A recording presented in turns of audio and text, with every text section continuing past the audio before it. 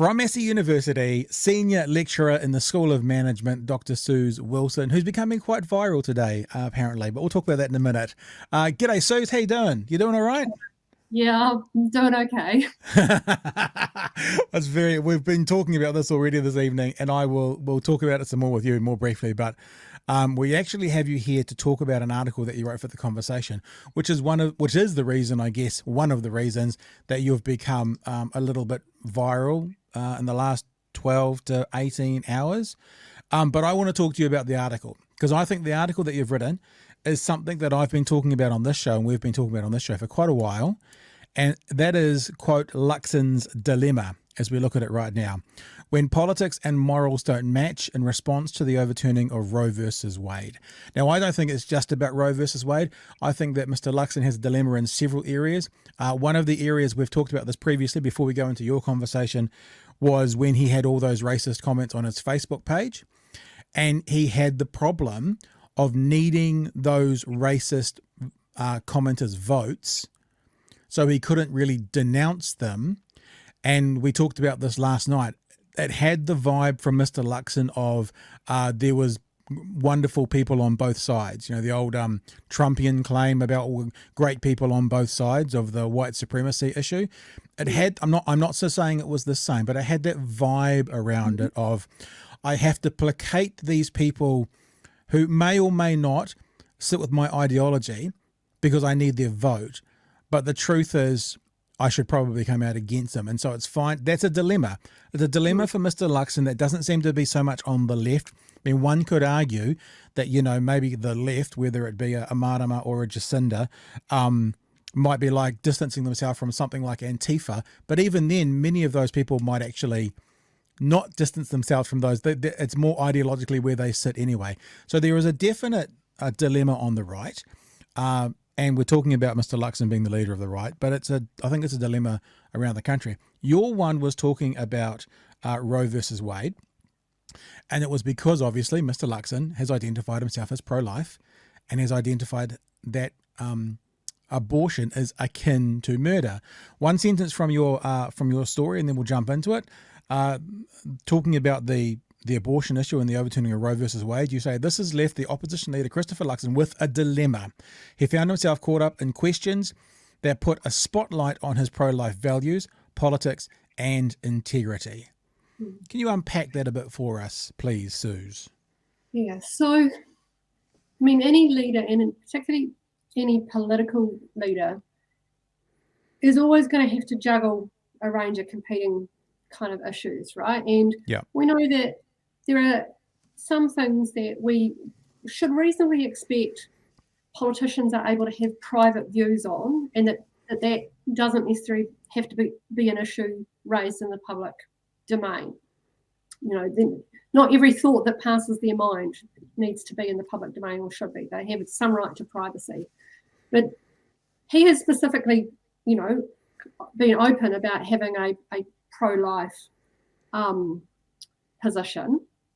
And he's also said in his maiden speech that, you know, he doesn't think that it's appropriate that politicians should seek to, you know, force their beliefs on others. And he's talked about his Christian faith and so on and so forth. Yeah. And so to one extent you go, well, okay, all well and good. But abortion is a very hotly contested political issue. As you've said, his pro-life stance equates abortion with murder. Murder is kind of like the morally worst thing that you could do. Yeah. And so you would expect a politician who holds that view to be thinking very carefully about what their stance is in relation to abortion policy. And he's been very reluctant to talk about that over the last week. He doesn't want to explain to us how he reconciles that.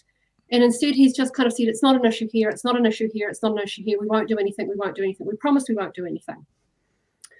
And then you go, well, okay, so he's promised. Is that the end of it? Because that's clearly what he hopes will be the case. But the issue is what he's shown is that he's prepared to trade what for him is a very important value, you would think, Maybe the most important value. Yeah, in order to do what is at the moment politically expedient. And so my question is, well, if the political landscape changes then, given we know now that this is what he's willing to do, trade a sacred value for what is politically expedient. Yep. If the political landscape changes, and there's a lot of evidence suggesting that those forces are gathering, you know, will that position hold? Yeah.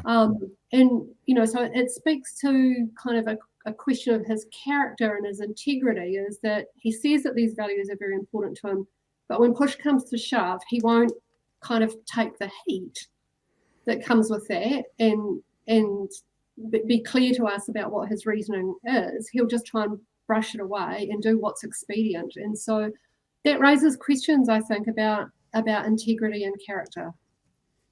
Oh, look, and I think you're spot on, right? We talked a bit about this last night, and you'll appreciate, Suze, that often our show is sort of a stream of consciousness. It's like we're just having a chat around a table with a beer sort of thing. But one of the things I sort of realized in the middle of last night's show, when we were talking to disinformation researcher Byron Clark, was, hang on, if you're, I mean, I think most of us are anti-murder and most of us want to see murder go away. Yes. Therefore, if you think abortion is murder, then logic would say you want to see that go away. Murder is criminal. Murder is a crime against another human being. As you say, murder is kind of the worst of the worst. So there is a now disconnect in my mind that if Mr. Luxon truly believes that abortion is murder, he either wants it to go away, and if he's put in a position to help make that decision be made with a majority government or with a mixed member proportional government, why wouldn't he try and do it? Now, there's a big part of me which kind of still says it's unlikely that National's going to push for this, but I think the dilemma and the question is still there because, A, if you believe that action, we'll just call it action A, is murder, you are in a position to try and stop action A, i.e. stopping murders. And if you choose not to do that, that either says you don't believe action A is murder. And I'm saying action A because whatever that thing was that caused the murder, right? Whatever, you either believe that action A isn't murder, and that means you're lying to your Christian base. I actually wrote this down before, so I'll make sure I get my three points right. You actually think it is murder, but you're ignoring it, which makes you a sociopathic hypocrite. Or it means that maybe when you get a chance to change a law to help stop, option A being murdered, you're going to do it. And they seem to be the only three logical outcomes to me. And I think all three of those, no matter which one it is, are a pretty appalling outcome for, say, the rest of New Zealand and New Zealand political law as well. I mean, I think the path he's been trying to take through that is to say that this is a matter of personal conscience, I'm not going, even if I've got the political power, I'm not going to do anything about it. But it's a huge trust me ask, right? Yeah. And particularly because he's not prepared to talk in any depth around explaining his thinking around these issues, the trust me becomes even bigger. An even bigger ask. And, he's only been an MP since 2020. He's only been the leader for 6 or 7 months. As a voting population, we don't really know a lot about him yet. Yeah. We haven't seen him tested to be able to predict in any real fashion, be able to kind of predict how he might react. But what we do have is, there's clear evidence of, well, yes, I think this, but no, I won't act on it. And the reason I'm not acting on it because it is basically because it's not politically convenient to do so. Yeah. Which tells us, okay, more pragmatist than idealist, more expedient than principled. Okay, so right now the politics are okay in terms of protecting abortion rights because most New Zealanders agree with that. But if that changes, is he willing to go with this way? And if we look at, really how how Roe versus Wade has been overturned in the US, it's through decades of effort to seed fundamentalist Christians into positions of power until ultimately they could appoint their own into the Supreme Court to get this decision. So, there is no certainty that what we have now is protected at all. It is very much clearly a matter for ongoing debate, and him trying to say to us the matter is settled and that's the end of it. It's just not. It shows no understanding of actually how political landscapes can change. And I thought he also seemed to be overreaching and saying, nobody in my caucus can do anything about this because it's treated as a conscience vote in Parliament. It can come up via a private member's bill, and he can't stop a member of his caucus raising a private member's bill without overreaching his authority. Which would be a worry. You don't want leaders who are going to overreach their authority.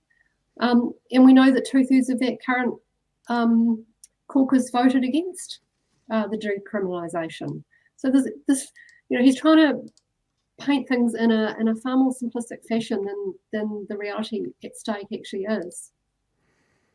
I think also that one of the problems with him, you talking about it's settled law, is that's exactly what Brett Kavanaugh said. Yes. And then he just either changed his mind, or he said it to get to the position he needed to get to, and then was part of the reason it got overturned.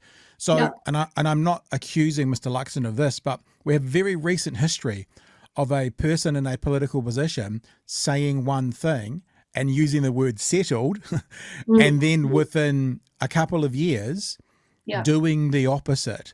So that's also in the mindset. Again, I'm being clear not to accuse Mr. Luxon if he's going to do that, but the just trust me idea, which is what you're saying, that's basically what Brett Kavanaugh said. Just trust me, and then went against it. So, and I also think that it would be naive of us to say that all the promises that get made pre-election, forget that it's abortion, whatever they are, all those promises then get adhered to through the first, second, third term of a government.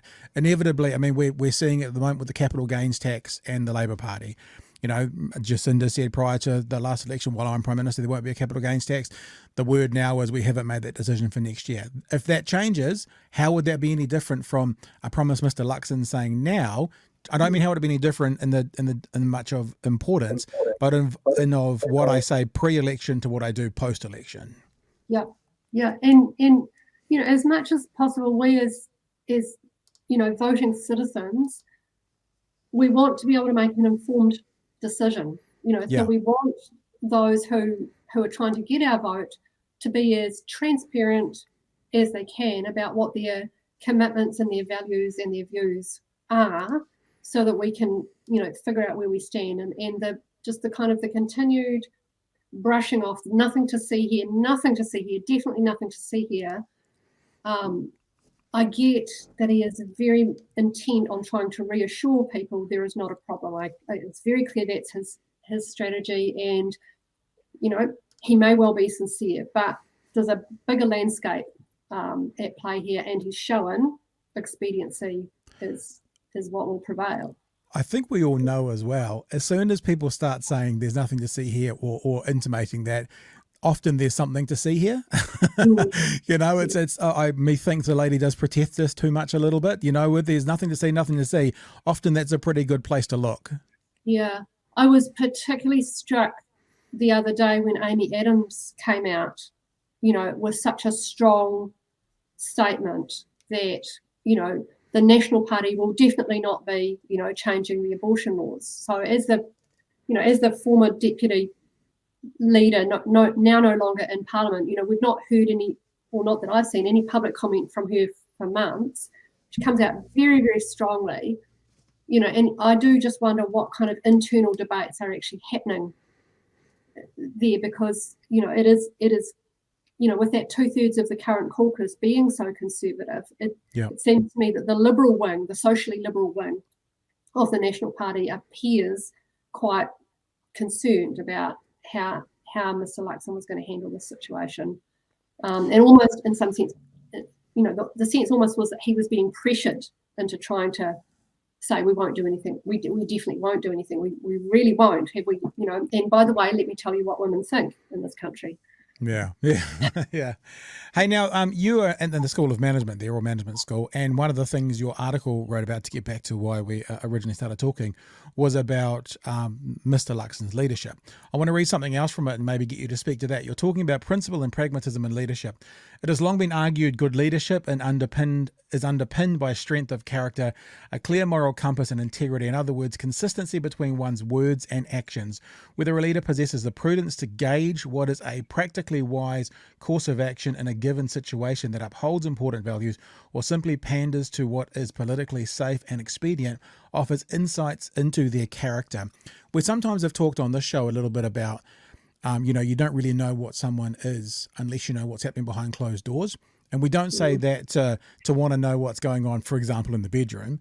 But I've had conversations before with Don Brash, for example, in a podcast where I've said, actually, your character is what gets shown when no one's looking. And I wonder how much this relates to that. And this relates to you're talking about insights into one's character. Because what you can say publicly, like I'll say it again, if you really thought that this, like if we thought that, I don't know, let's say firearms caused a lot of murder, and we had the opportunity to remove all firearms, therefore there'd be no firearms murders, and then we just didn't do it, it would speak to our character.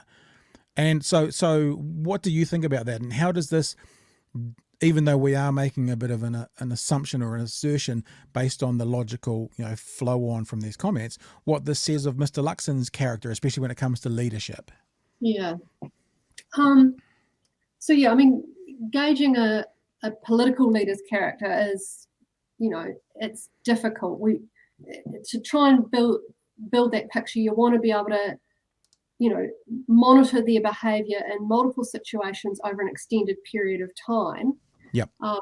But the whole kind of character tradition as well, that it's not only what you do when nobody's looking, it's also this idea of that under pressure, your true character will start to show. Okay, so there's this notion that crises are a crucible of leadership, and where we really get to see what is the true character of the person.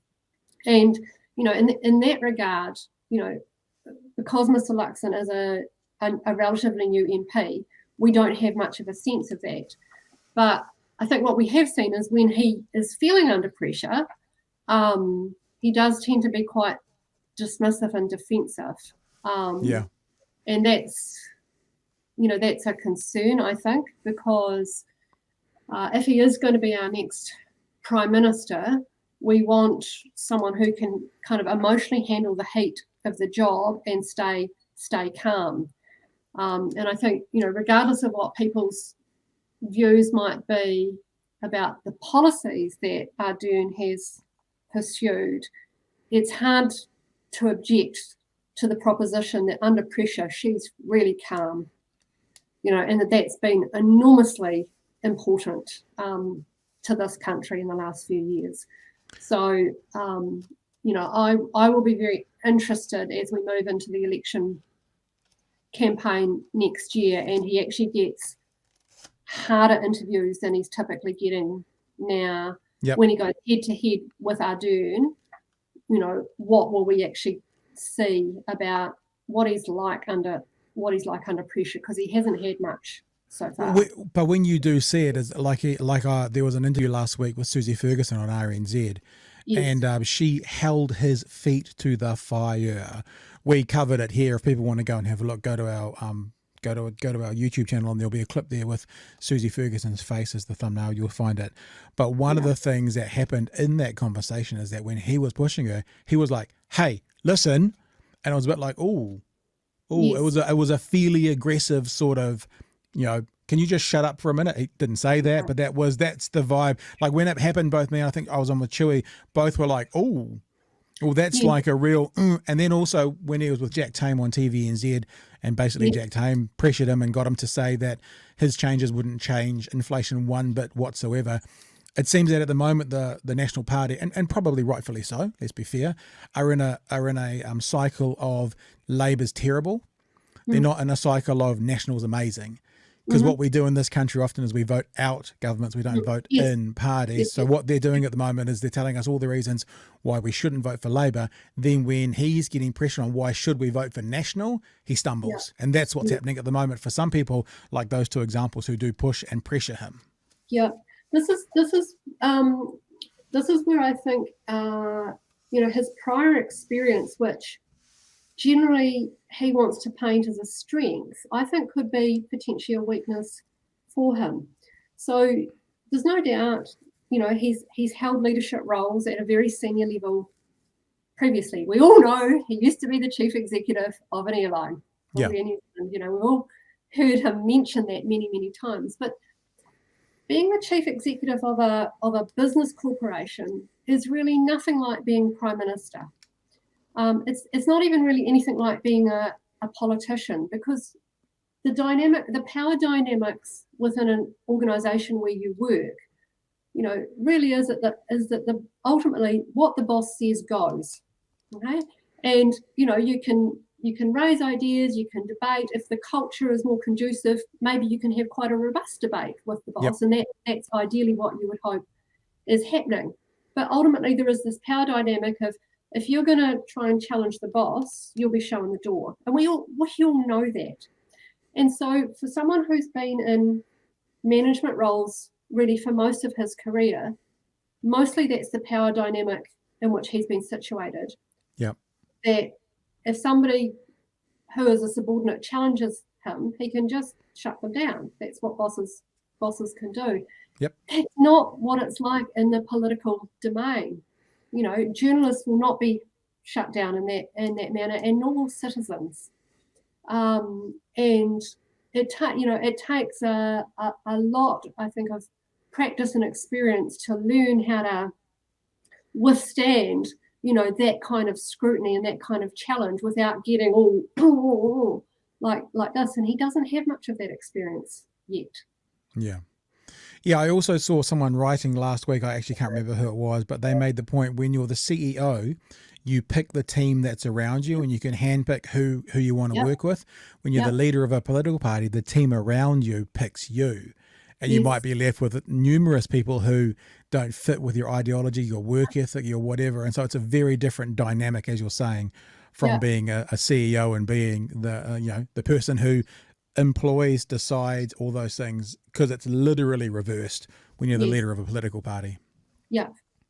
So that's a relatively untested area for him, where he has less experience. So Dern, I think, had been an MP for 8 years when she became leader of the Labour Party. Kind of became leader, not particularly wanting it, from what I understand. So it was also that thing that she was kind of thrust into that position. And I wonder sometimes, without kind of being too Pollyanna about Jacinda Ardern, but if you're not actively looking for it, if it's not something that you're actively seeking in that moment, you know what they say, if you want to be a politician, that should be the one thing that kind of eliminates you from being a politician. It's the people that don't want to be that make the best politicians. I wonder if that's the same with the current Prime Minister, as I say, without being Pollyanna, but it's a little thought I've had. Well, yeah. I mean, and again, that it is something that actually is discussed in kind of leadership research, that while it's important that people who are in a leadership role, have some level of self-belief that they deserve to be there. Yep. Not wanting to be there for the power of it, for the glory of it, for the status of it, actually really, really matters. And those who go after leadership roles for those reasons, are not good leaders. And unfortunately, people who like power, status, and glory actually go for leadership roles. So there's some really interesting research around. So they call it the dark triad of personality. So psychopathy, Machiavellianism, and narcissism. That kind of cluster of personality disorders are overrepresented in leadership roles. Okay. Yeah. So, because they like they like the power, they like the prestige, and they're often really charming. So they and they're confident. So people at first impression think they look like a really good leader. Yeah. But they're really just there for themselves, and they have no moral compass or compassion for others. I feel like this is quite a nice little segue for us to get into Sean Plunket. Maybe we could have a little bit of a chat about that right now. Now, we've already in today's show done a bit of a deep dive into what went on this morning. But if you're open to it, I wouldn't mind playing 60 seconds of the conversation that you had with Sean Plunket this morning. I look at you already putting your head in your hands. I know. Yeah. You know what I like about talking to people like this, Suze, is I don't know how you feel about it, but I ask a question and then you get a moment to answer that question. And then you look back to me and you leave a gap and I ask a question and then you get a moment to answer that question. I don't know whether journalist Sean Plunket has actually understood how that kind of conversation goes. I know that you're probably going to cringe to this and it's probably not your most comfortable situation for the day, but I do want to play a little bit of the conversation that you had on the platform this morning. You can give us the background about it shortly, but for people who haven't seen this, I just want to demonstrate the ludicrous nature of someone inviting you on their, for want of a better word, platform, and then shouting at you for the whole time and challenging everything about you. So yeah, if you want to turn off the sound now, you can, that's fine, but I'll just play it for other people so they can have a look. So this is you with Sean Plunket this morning. Can I ask you then, who asked you to write this piece that I think started in the conversation on Luxon's dilemma? Nobody asked me. How did you get it published? Because I pitched it to the publication, to the conversation, which I write for fairly frequently, because part of my role as an academic is to be engaged in public commentary. Okay, a management academic, right? Not a political academic or a media academic? Well, I'm a leadership scholar. Questioning so your authority immediately? In both organisational context and a political context, and I've been doing that for some time. Well, how long some time? Questioning your experience. Well, I completed my PhD in 2013, so I started my study for that in 2008. And before that, I actually been involved in leadership roles for about 20 years. What sort of leadership roles? Questioning your qualifications. So I was a Deputy Commissioner at the State Services Commission. I was General Manager of Human Resources at New Zealand Post. Don't panic. We're nearly finished, Suze. I'll have this off in a second. I was Manager at Ministry of Education and also Massey. I was President of the New Zealand University Students Association, President of the University of Canterbury Students Association, held a senior role in a trade union. So those kinds of things. Okay, ever been a member of a political party? Oh, looking for the bias. Never. From someone who was the Director of Communications for a political party. Student politician, never been a member of a political party. Also worked in management for more time than I ever worked for a trade union. So don't make assumptions on the basis of the you've written your piece largely. Yeah, basically. I mean, then he goes on to waffle about your piece for a good while. And like I said, I think that it's perfectly valid to ask a question about the dilemma. Are you okay? Do you need a bit of a lie down before we get going? Your analysis was actually quite therapeutic for me, Pat. Listen, there's when you've been gaslit in that fashion, that's kind of intimidating. Look, okay, so here's the biggest thing, right? And this is for all of us who do a version of this, right? For a commentator to come on and question your credentials, what he's saying is you shouldn't be commenting on this because your credentials don't allow you to. Whereas his whole job, my whole job, is commenting on things that we don't have the credentials for. Yeah. That's our complete job description. Sean Plunket spends his whole time commenting on things that he has no experience in doing work for. He's a journalist. He's a good journalist. He has good experience in this world. I will notice that where he got his profile, and we might say fame and fortune, but his profile was getting paid by those of us who pay taxes, working for Fair Go and RNZ. That's where he got his profile. So rallying against things like taking public money, it's where Mr. Plunket got all his profile by taking public money to be able to do something to start up a right-wing think piece like he's doing with the platform. But the point being, this is one of the main things I wanted to say to you. He's questioning your authority when you clearly have it from a place where he has none. And as I say, most of us people who commentate on things have no authority other than maybe a bit of experience because we've been around for a while and reading and hearing other people in those fields. So I don't know. I'm happy to, I'd like to hear your thoughts. Oh, the other thing I was going to say, if any of those accusations were, say, valid, like you have a bias or you're not experienced enough in management or any of those things he was saying, that doesn't either give more or less weight to the argument you're putting forward. I mean, I've never played All Black rugby. That doesn't mean that my position on what's happening this weekend in the game is going to be invalid. I might be spot on.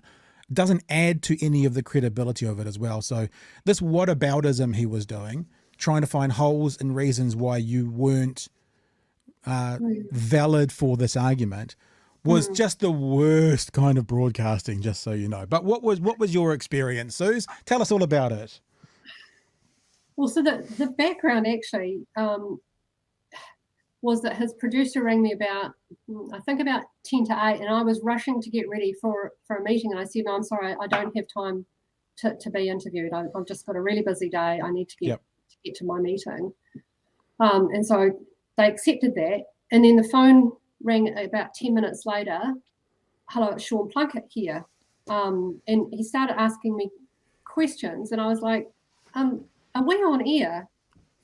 And he's like, yes. And I said, well, but you're already asking me questions and you haven't even told me that we're on air and you haven't asked for my consent. How is that okay? Well, just a pause for that's interesting because I only saw the clip. No, so they've that wasn't in the clip. So people aren't aware that you were basically, door stopped, knocked on your door and said, can you answer these questions, please? Yes. After having explained, actually, I'm really busy, I don't have time. Yeah. And then he catches me unaware. And yes, so they have cut that. They've cut that. So he said, right, well, I only want, what then happened is, well, I only want 3 minutes. Can you do that? And so I said, okay. He said, do I have your consent then? I was like, okay. And so that's the point at which the recording now shows. But, my mind was a million miles elsewhere with something else I'm trying to deal with today. So I didn't feel prepared. And then he kind of went straight into questioning my credibility. And so I was kind of really taken aback by that, because why would as you say, why would he want to talk to me if he exactly thinks I'm incompetent, other than that he just likes to create this kind of psychodrama in which he is the one with a political, and I'm not saying none of us, I'm not saying that we don't have political biases, all of us, but he has a political bias and he wants to speak up the right and talk down the left. And so the reason he wanted to get you on was to try and embarrass you and make it look like you didn't know what you were talking about. So he was trying to take your credibility away. And then he was looking for every reason why. I didn't think I heard him in that conversation very much actually dispute what you were saying very much. I mean, he did. He was like, that's not a dilemma, it's just a decision. But then he played whataboutism and he talked about Nanaima Huta and my first thought when he brought up Jacinda Ardern and the marijuana reform, I'm like, but you weren't writing about that. But it wasn't something, you weren't writing about Nanaima Huta. We've talked about Nanaima Huta and the awkward thing she faces about voting against the abortion becoming legal as well. We've talked about that, but that's not what your article was about. Your article was about Christopher Luxon and his dilemma for being pro-life around Roe versus Wade. Yeah, there's one comment in it, because I've got this thing in the article trying to explain to people this kind of spectrum, if you like, between kind of values-based versus more kind of expedient, pragmatist styles. And so, I give an example of that Ardern has shown that she is prepared to be values-based and not politically expedient with her adherence to the things like the vaccine mandates and the upholding of MIQ, even though it cost her a lot of political support. Definitely. Maybe the next election. It might actually cost her the next election. Yeah. And then contrasting that with, he's displaying a more experience. But, I don't see that my article as being a hit job on Luxon. I think I'm trying to raise questions that I think are important and concerning about whether or not his attempt to appease the population and say there is no issue is a credible claim, and I think there are questions that remain. Yeah. So quite why, given the platform claims to kind of be about free speech and all that kind of stuff, why he felt compelled to be quite so hostile. I don't know. I mean, this is one of, he's getting lots of likes for it. So. But this is one of the right wing's tropes. It's the same as Fox News, fair and balanced. The platform claims to be free speech, yet they ban people for swearing. The platform claims to be free speech because they're not taking any public money. The platform is not a successful business. It's a business that, that's not a criticism. It's not a business that's supporting itself, though. It's had to get investment from two private individuals. And so the platform thinks that taking money from a pool which is public and using it for a media entity is bad, but taking money from a pool that is private and using it for a media entity is good. Neither of those two media entities are financially viable. They both require outside investment, one public money, one private money to do it. And also, I would say, again, just to that point, if you're taking public money, you typically have quite a lot of hoops to jump through and quite a lot of boxes to tick to do it. Taking private money, you can do and say anything. I wouldn't be surprised, and I don't know this, so it's conjecture, just from the no swearing thing, if his investors are quite conservative, potentially religious people. And I'd like to know that, because I want to know, does that influence the abortion conversation that's happening on the platform right now? So right. It's not a bastion. I don't know that. But money coming from people that don't want to have swearing on the radio, on the thing, means there's strings attached. What other strings are attached to this so-called free speech, using air quotes, conversation that obviously is not? Yeah. So I don't know. I mean, he's trying to fill a gap in the right-wing talk zone that currently is not being really filled in New Zealand, of that sensationalist, I'm not saying Sean Plunket is QAnon, but attracting that kind of person, an anti-vaxxer type person, and not that he's anti-vaxxer, and questioning all authority, which is, since the vaccines have come in, have been a growing part of population. That's the audience he's going for. Right. Yeah. So if he can take down, let's be honest, a female who was a smart academic, who has got a very valid point about, his fearless leader, or one of his fearless leaders on the right, then why wouldn't he try and bring her on and embarrass her and shout at her and not let her answer and then hang up on her? He did actually basically hang up on you at the end. Did not give you a chance to respond when he said, blah, blah, blah, and then I can't even remember what he said at the very end, but we played it earlier. So, look, I just think that this is a warning to everyone about the platform. And I think this is also, not to say yay us, but this is why I have a list of academics and stuff who love coming on here, because we talk for 15, 20 minutes and I know when to shut up. Yeah. I mean, I've told the producer I will not accept any further, requests, and if they ring, I will actually hang up. Which, like, for me to hang up on someone would be so rude. But it's just like, actually, this is what I have to do. I can't. It's not good to be subjected to that kind of bullying treatment. Yep. And like I said, I mean, I did use the word female there on purpose, the air of misogyny around it. Would he be screaming over a male? Maybe he would be. Maybe he's just a prick overall. Look, I mean, I did a podcast with Sean Plunket in the last couple of months, and some of the things he was prepared to admit to I found fascinating. He was prepared to admit that basically he uses the word woke so much, and woke is the modern version of PC. It's what people use. And I broke down with him, what does that mean? And he basically admitted, he literally admitted to what woke to him means is anything that I don't agree with. That's what he considers woke. So he talks about all these woke left-wing media personalities. What he's saying is people who have a different ideology from him, they're all woke and he's not. because I got him to ask who wasn't woke, and he basically listed himself and Michael Laws. And that was about it. I mean, there might have been one or two others, I can't remember. But there was very few people in New Zealand that he could identify that weren't woke. And that's because he's in a minority position on a minority platform, quote unquote platform, and he's looking for a minority audience. Simple as that. Look, I mean, that's been a conversation about an uncomfortable conversation you had this morning. Do you want to finish with any particular statement? You're welcome to. I might cut you off, but I probably won't. But you're welcome to wrap up on anything that you want. Well, actually, thank you for the bit of free therapy to help me recover.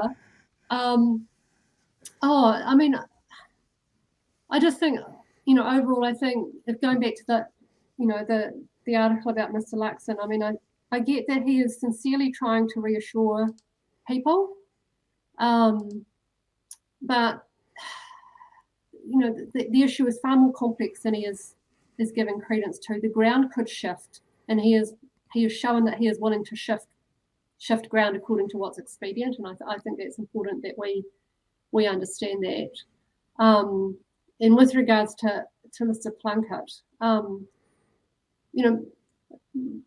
anything published in the conversation has to be evidence-based, and it has to show balance. And the editorial team are very strict about that. So it's not the kind of they're not the kind of normal op-ed pieces that are unashamedly partisan. Yeah.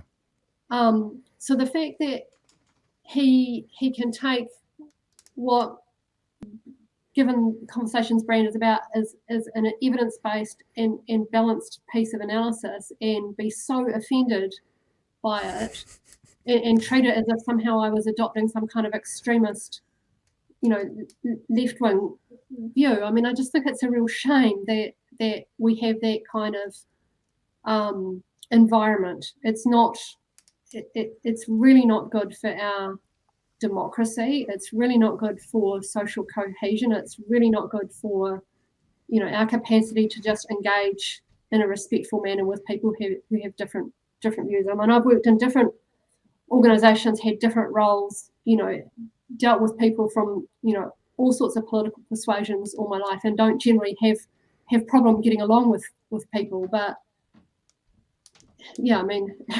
he just, I guess I just represented something for him that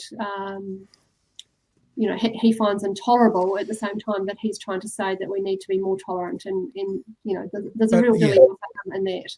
But that's why it's nonsense. I mean, like, he's basically said in that conversation with you, but didn't you hear Mr. Luxon unequivocally say he wasn't going to do X, Y, Z? And as you say, you said in the article, yes, I acknowledge that. And what Sean Plunket is saying is, well, so you should believe Luxon. But what will happen is if Jacinda says something unequivocal before the election, he won't believe that. Yes. So he's just being hypocritical because it's not his narrative to believe Jacinda saying something, this will not change. But he's saying, but Mr. Luxon said it, so you should leave it alone. And that's basically the ugliness of this world of political commentary. And I'm sorry for the experience you had this morning. You're welcome to come back on any time with us and have another therapy session. But look, and I was going to say, the reason that I don't see this as a left-wing hit piece is I heard a conversation with James Shaw the other day where they were talking about those people that were going around central Auckland popping SUV tyres. As a protest. Oh, there was a group of protesters against climate change, and they were popping big SUVs, car tyres, and James Shaw faced a dilemma because the interviewer was saying, are you against what those people were doing? And he couldn't and wouldn't say, yes, I'm against what they're doing. James Shaw faced a dilemma in that situation where he couldn't lose that green vote for that sector of extremism versus distancing himself from something unless it is actually what he believed. So I think all political parties could face dilemmas, and this is one that Mr. Luxon faces around abortion. Yeah. Yeah, and my article acknowledges, no one's going to be perfect. Yeah. Yeah. So, hey, Suze, it's been far longer than it should have been for us to talk to. I do appreciate you giving us more than 3 minutes today. And look, I really appreciate your time, and I enjoyed your article. And like I said to you, You know, last night we were making a joke about Mr. Luxon's obviously pro-murder, because if he believes that abortion's murder but he's going to do nothing about it, that means he's accepting that it's okay to murder whatever the correct term is for life inside the womb. Therefore, you make it in a much more succinct, intelligent and academic way. But that was the conversation we had last night, and I don't think it's incorrect to look at this issue for Mr. Luxon as a dilemma. So thank you for your time. Thanks so much for your time, Pat. I really enjoyed talking to you.